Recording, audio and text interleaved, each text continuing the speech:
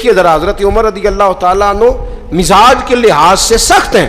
ایک نوجوان آیا, اس نے آ کے رونا. یہ پہلو آپ نے ضرور یاد رکھنا ہے میرے سیدنا فاروق اعظم کا, ہمارے امام, ہمارے قائد, ہمارے لیڈر, رہنما, مقتدا حضرت فاروق اعظم رضی اللہ. یہ انداز ضرور یاد رکھیے گا. حضرت عمر فاروق کا یہ طبقات ابن سعد میں موجود ہے. نوجوان آیا اور آ کے رو ہی پڑا.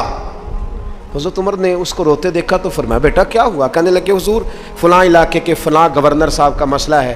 حضور مجھ سے غلطی ہو گئی تھی, میں شراب پی بیٹھا تھا, انہوں نے مجھے درے بھی مارے ہیں, پھر انہوں نے لوگوں سے کہا اس کے ساتھ میل ملاپ چھوڑ دو, کوئی اس سے بات نہ کرے. حضور مجھ سے غلطی ہو گئی, میں مانتا ہوں, پر اتنی اذیت, اتنی تکلیف, جب مجھے سزا مل گئی, کوڑے لگ گئے, تو پھر یہ الگ سے جو سزائیں مجھے دی گئیں, یہ میں حضرت عمر کی بات کر رہا ہوں. میں نے جب یہ پڑھا تھا تو میں رو پڑا تھا.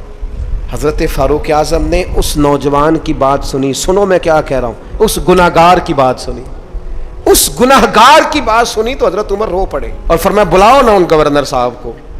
وہ بھی بڑے سمجھدار باوقار بڑے آدمی تھے. بلایا اور بلا کے فرمایا آپ کا اس جرم پر غصہ بالکل ٹھیک, لیکن آپ کو کس نے اجازت دی کہ آپ اسے اتنی تکلیف دیں؟ آپ نے کوڑے مار لیے جو سزا بنتی تھی, اور پھر آپ نے کیوں کر کے لوگوں سے کہا اس سے ملنا جلنا چھوڑ دیں؟ فرمایا اب میں آپ کو حکمن کہتا ہوں, اگر آج کے بعد آپ نے کوئی ایسا کام کیا تو میں آپ کو سزا دوں گا. فرمانے لگے آپ نے کہا تھا نا لوگ ان سے ملے جلے نہ. فرمایا اب آپ ہی لوگوں سے کہیں ان سے ملاقات شروع کریں. جب انہوں نے توبہ کر لی, اپنا گناہ مان لیا, جب اقرار کر لیا, معافی مانگ لی, اب سزا کا کیا معنی ہوا, اب تکلیف کا کیا معنی ہوا؟ سیدنا فاروق اعظم رضی اللہ تعالیٰ عنہ فرمانے لگے اگر یہ سچی توبہ کر لے تو پھر تو ان کی گواہی بھی قبول کی جائے گی, ان کی گواہی تک ہم قبول کریں گے.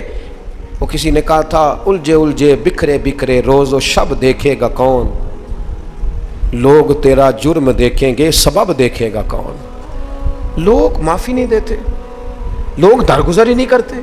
انسانوں سے غلطیاں ہو جاتی ہیں, لیکن اگر کسی نے توبہ کر لی, اور صحیح حدیث میں موجود ہے نبی پاک علیہ السلام نے فرمایا اگر کبھی کسی بندے سے کوئی گناہ ہو گیا پھر اس نے توبہ کر لی, اگر کسی نے اس بندے کو دوبارہ وہ گناہ یاد کرایا تو اللہ تعالیٰ اس بندے کو یاد کرانے والے کو سزا دے گا, مرنے سے پہلے اسے بھی اس گناہ میں مبتلا کر دے گا.